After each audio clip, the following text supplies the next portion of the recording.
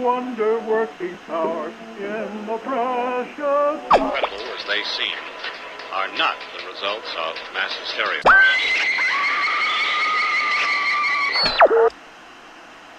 You may wish to adjust the dial.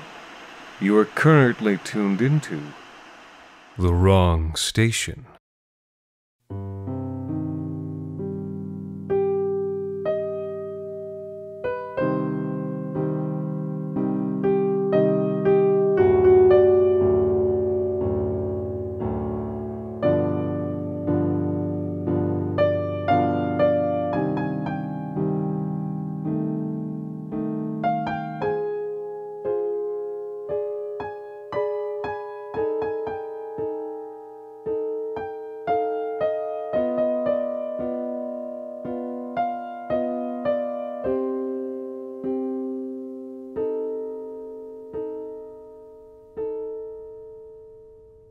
Buddy of mine started his own small business.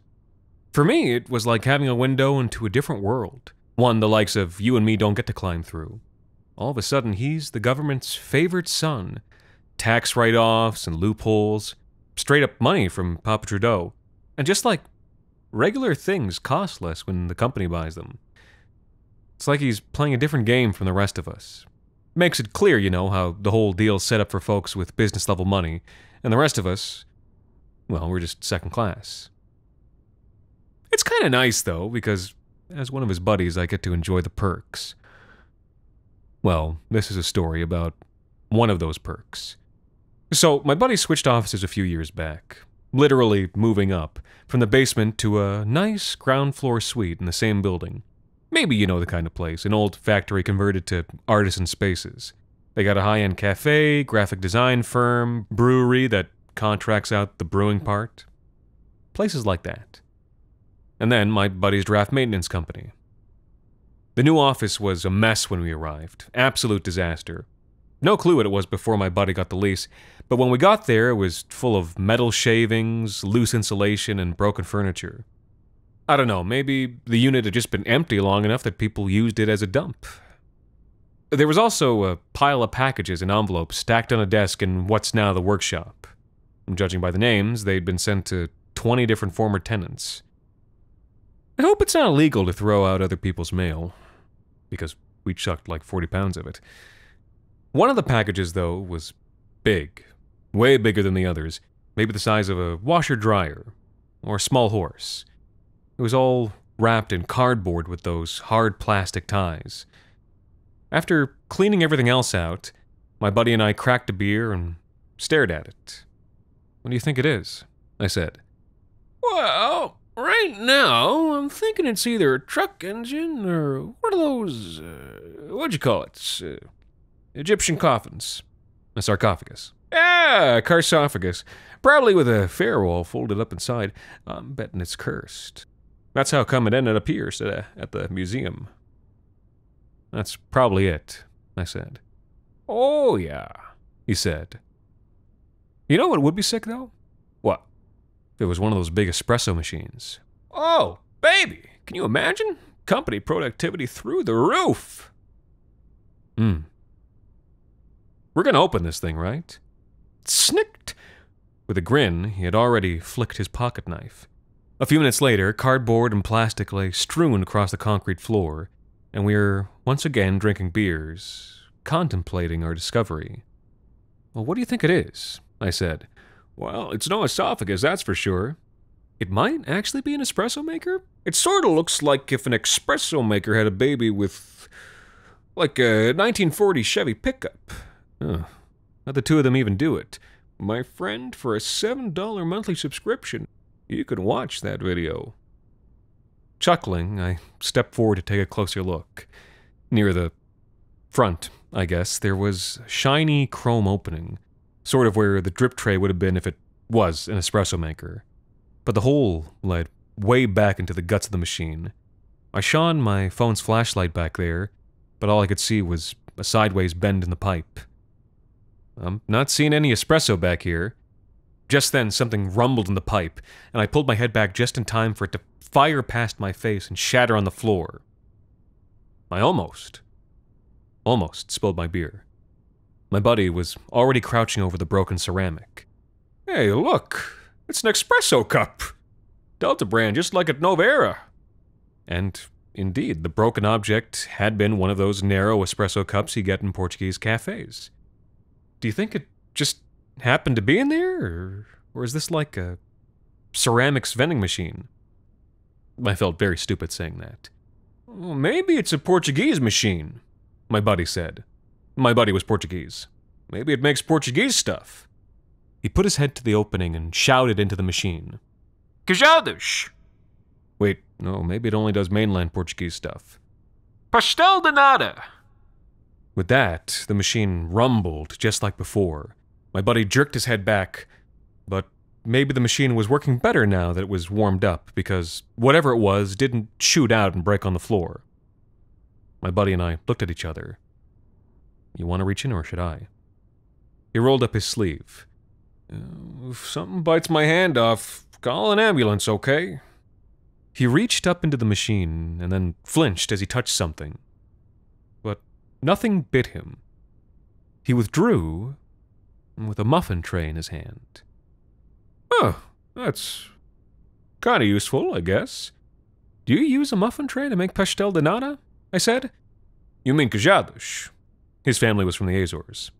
I mean queijados? That's right. But, yeah, I guess you would. What is this machine? Where's it from? But we didn't get an answer that night, or even arrive at a theory. In fact, we couldn't even begin to guess how it worked.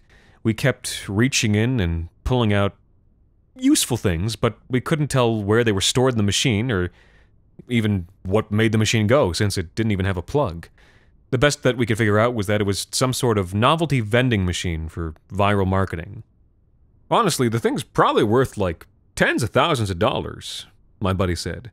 This was a few days later. I'd stop by the office to drink espresso and stare at the big red machine.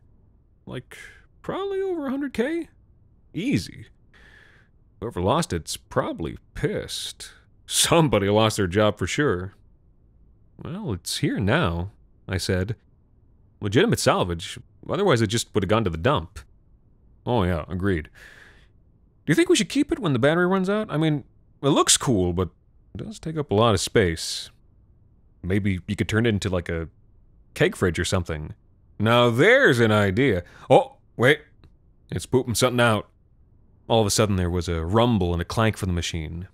My buddy put down his coffee and reached inside. Hey, look! A keg coupler! Man, these things can cost like $100. Free money for the company, I said. Paid forward. Buy your buddy's beer. We took to calling the mysterious engine the Witch Machine, and as the weeks went by, we came to rely on it. My buddy found that if he spoke into the opening carefully enough, he could get the machine to supply him with all sorts of useful parts for the business. Faucet wrenches, vinyl tube, gas clump pliers, or rolls of Blue Jay tape. And all for free. Meanwhile, the rest of us took to playing the Witch Machine game when we were drinking at the office after work. This was where we would name the dumbest things we could think of, and see what the Witch Machine spat out. Give me some aged wood, Davis, one of the employees said. A scholar of comedy, that Davis, to be sure. I likes me some aged wood. Ka-thunk, thunk, thunk. Immune to innuendo, the machine spat out a 7x7 cube of glossy, finished hardwood. Holy shit, my buddy said. Is that teak? You know how expensive teak is right now? I like aged wood. I like aged wood. Thunk, thunk, thunk, thunk, thunk. Teak for the teak god! My buddy roared. I'm gonna build us a countertop. We stayed very late that evening and drank a significant amount.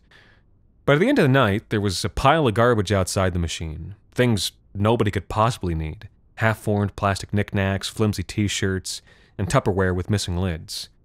The machine kept trying to provide for us, but I think the real reason why it struggled was that we didn't really need most of what it had to offer. We were just seeing what we could get away with. And on top of that, the machine itself was functionally unable to create things that were actually useful. It was really good at producing cubes of teak. Teak seemed to be one of its favorites. But who needs a 7x7 teak cube? And the more we played with the machine, the worse the goods became. Like it was in a race to the bottom with itself. Stainless steel tools were replaced by brass and then shoddy aluminum. Glass became plastic. By around 2 a.m., it was spitting out cubes of pine, even when you asked for teak by name. I was the last person that night to ask the machine for something. After me, people sort of lost the stomach. "Give me," I announced, "a new phone." For the last few rounds, the witch machine had been making a slight groan. But now that groan turned into a whine and an ominous rattle. We all recoiled as the whine rose to a moan, and then a keening howl, sometimes mechanical sounding, sometimes almost human. And then the cry suddenly died with a last rattle and crash, followed by a long, slow hiss. Everyone turned to look at me. I cringed. "Oh, I think you got greedy, bud," my buddy said to me.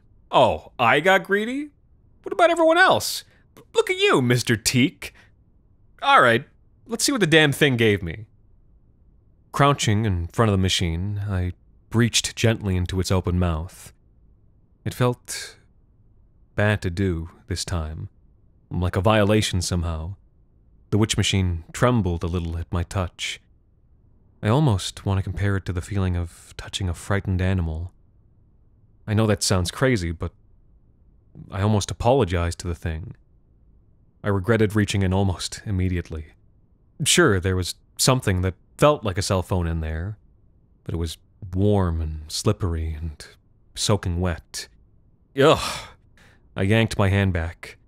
I was holding something like a knockoff BlackBerry, a late-aught slab with keys and a touch wheel. But more to the point, it was absolutely slathered in mucousy blood. A long silence fell.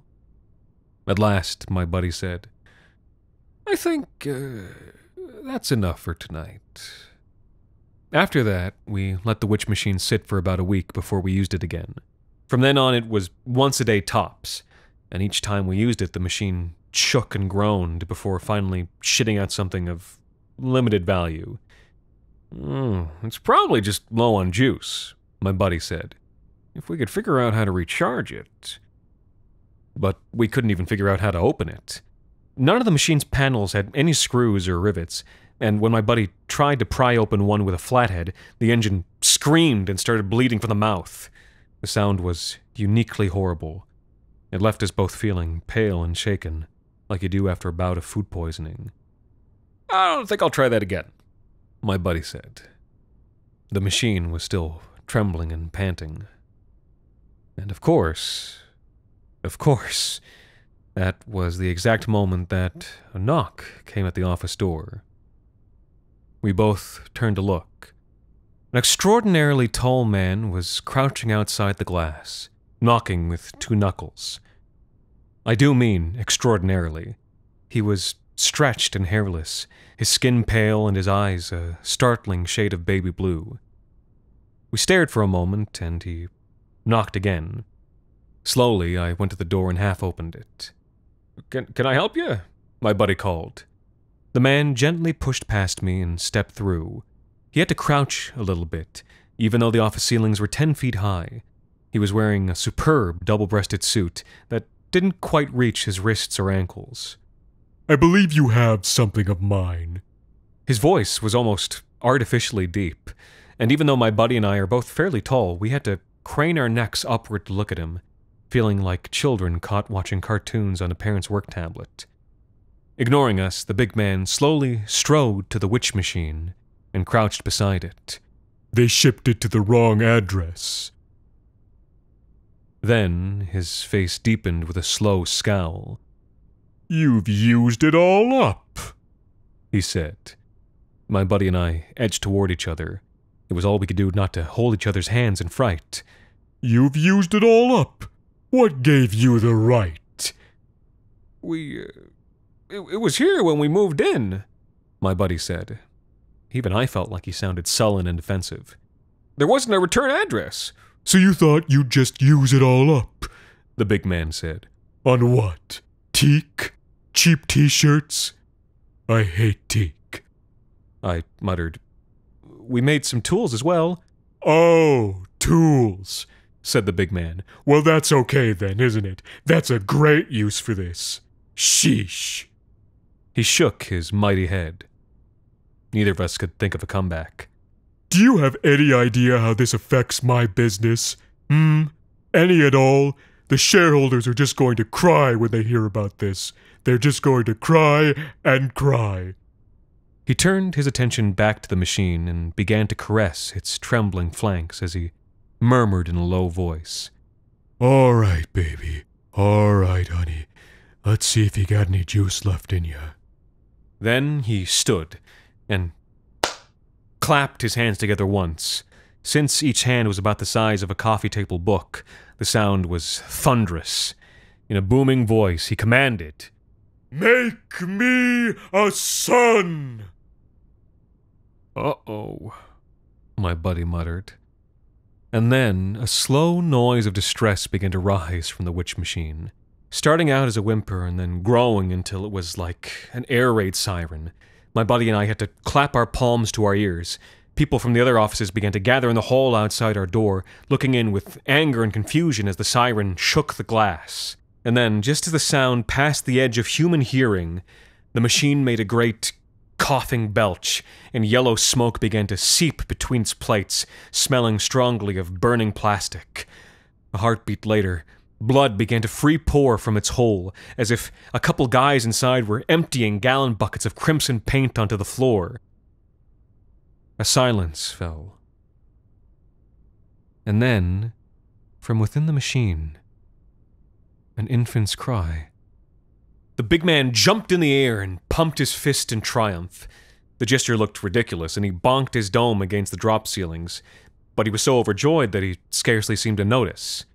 He knelt onto one bony knee and reached into the machine. The squalling child he withdrew was huge, roughly capybara-sized and covered with mucousy, purplish blood. My son, my boy! Oh, the shareholders will be... Hey, wait a minute. His face fell, the huge, smooth brow wrinkled with disgust. It's broken. It's horrible. Just look at it. And, indeed, the child was exceptionally deformed. Instead of hands and feet, it had fleshy draft wrenches and espresso cups. About half of its skull was filled by a blood-soaked cube of teak that was loose enough to squelch around the edges. Its belly had a chromed-out metal shelf, like an espresso maker's, but with a rough round hole that spurted copious blood. At this shocking sight, both of us went mute, and someone gasped in the crowd outside. The big man leaned close to us, scowling. This, he said, is on you. With one big finger, he poked each of us in the chest, leaving a splotch of blood. I hate teak. Then he placed the giant baby on a nearby table and stormed out of the room, practically having to take the doorway on his hands and knees. The gawking crowd scrambled out of his way. A moment later, he was on his feet, striding with arms swaying behind him until he vanished down the hall. My buddy and I just stared at each other, and then at the baby, and then at the open door, and then at each other. One of our neighbors from down the hall was the first to break the silence. I think her name was Megan Nice, but everybody just called her Nice Megan.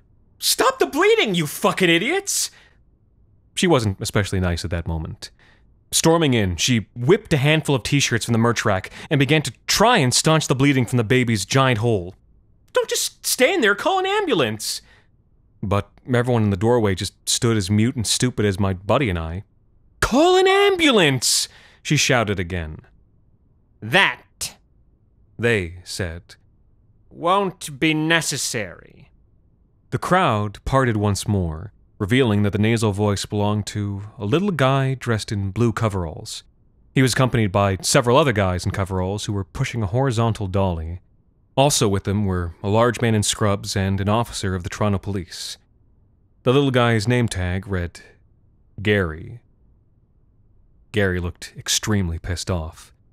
Not waiting for the crowd to give him room, he strode forward, elbowing and shin-kicking as he went. He stomped up to me, squinted up into my face, then wheeled on my buddy. He came up to about our sternums, each of which he jabbed with an aggressive finger. Just what the hell is going on here? He said. I'm from the company, and we just had a call from an extremely unhappy client. So where do you get off, huh? You think other people's property is just some joke? Hey, my buddy began. We're not the ones who delivered it here. It was... He didn't get much further than that. Shut up! Gary screamed, turning the purple of an heirloom carrot. Shut the fuck up! Shut the fuck up when I'm talking to you! Sir, the police officer calmly added, I'm going to need you to do as this man says. Do you have any idea how hard it is to make these things, you rube? Do you have any fucking idea how many jobs rely on this machine? No? Well, congratulations, assholes! You've just fucked the whole economy with your tiny, pinky dicks! This seemed a little unfair, but we just put our heads down and took it. The cop was carrying a gun and taser. Gary sighed and shook his head. Get the thing, boys! He put a hand on his hip and pinched the bridge of his nose. Just get the fucking thing, okay? Dante, get the baby! The guys in coveralls surged forward and began to load the witch machine up onto the dolly. Meanwhile, the man in scrub stepped toward the baby, but hesitated when nice Megan started yelling at him. She was up to her elbows in the baby's stomach. What are you doing? You can't just take it away. It needs a hospital. Oh my God! Gary shouted, rounding on her. Didn't you hear what I fucking said before? I'm from the fucking company, goddammit! That's our fucking property, you piece of shit! Fuck! Give me the baby! Give the baby to Dante or I swear to fucking God! Please do as he says, ma'am, said the officer, reaching for the taser at her hip. Absolutely not, Megan shouted. Babies aren't property. The officer buzzed her radio with a tsk. Requesting backup, 136 Leary Avenue. We've got a property crime in progress. Fuck you! Do you want a fucking lawsuit? Do you want to fucking sue you? Gary howled at Megan. The cop and the guy in scrubs both stepped forward to try and take the baby from her, but she pushed back and turned out to be a lot stronger than I'd given her credit for. The baby was still screaming and bleeding everywhere, and the witch machine was also bleeding, making a low, panting sound as the guys in coveralls tried to heft it. Meanwhile, Gary was still screaming at the top of his lungs, and his face was so red I thought he was going to give himself a stroke. He was saying some very misogynistic things. But this entire time, all of us just sort of stood by and let this happen. Why? Well, I guess, what were we going to do? Gary was from the company. That had to mean something. And if the police were there on his side, well, we all just figured that he must be in the right. After a short standoff, a clump of 10 or 12 more officers arrived, and they succeeded in tearing the baby away from Megan's arms and carrying her away to the back of a squad car. Dante took charge of the baby, and by this point, Gary's guys were already halfway down the hall with a trembling machine. For employees of the company, they didn't seem especially competent, and as they veered, bashing into the white-painted cinder block walls, the machine just coughed up gallon after gallon of blood until the whole hallway was covered to the depth of 3/4 of an inch in some places. Gary was the last to go.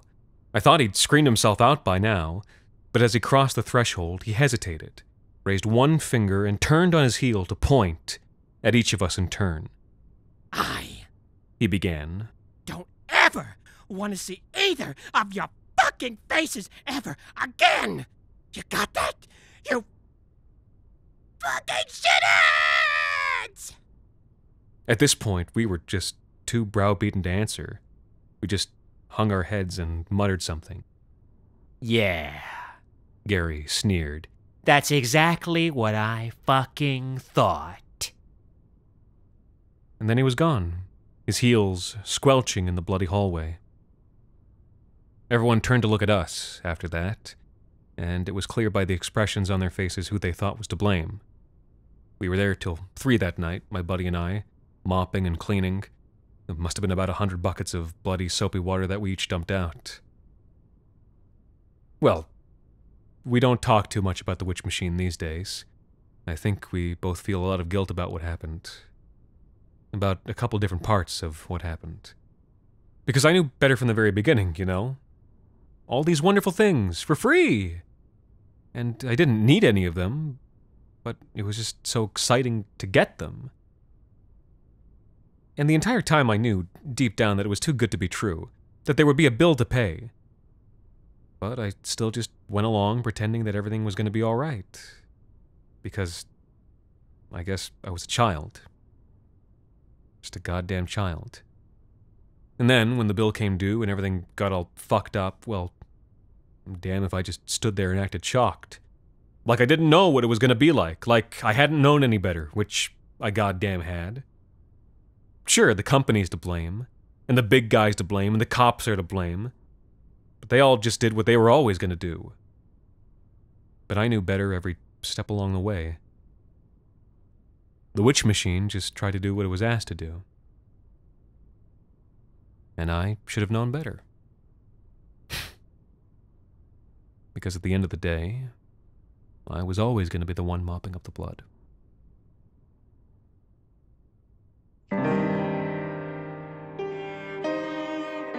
The Wrong Station is made possible with the generous support of our listeners on Patreon. Patrons can listen to The Wrong Station ad-free, as well as get access to bonus episodes, discussions, and more.